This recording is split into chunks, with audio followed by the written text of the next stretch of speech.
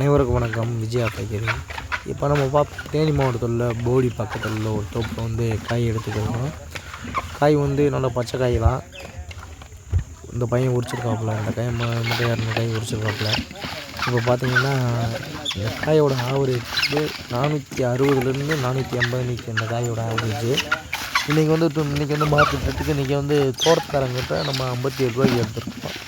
காய் வந்து நீங்கள் வந்து 57 ரூபாய்க்கு வச்சுக்கோங்க. நம்மக்கிட்ட உரியாளங்க வந்து இப்போ 20 உரியாளர்கள் உரிச்சிருக்காங்க.